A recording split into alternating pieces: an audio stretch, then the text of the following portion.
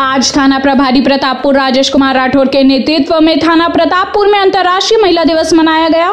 इस अवसर पर ग्राम प्रतापपुर, भिगीडार, सालियापारा, पटेलपारा सड़क, टोला गुमड़ी, बुधनडंड, अति नक्सल प्रभावित क्षेत्र के लगभग 50 से 60 ग्रामीण महिलाएं एवं बालिकाएं उपस्थित हुए।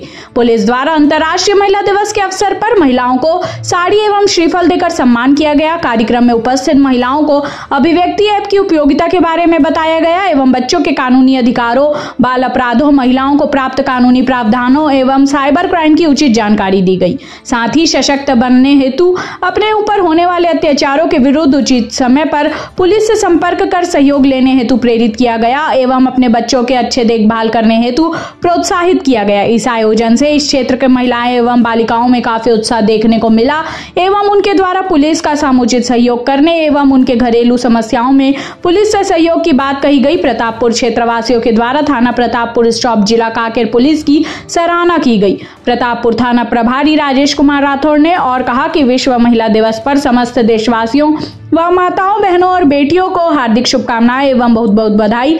बेटे और बेटी में फर्क करने से पहले सोचे। बेटे कुल का दीपक है तो बेटियां कुल का उजाला। बेटा एक कुल को रोशन करता है तो बेटी 2 कुलों को पोषित करती है।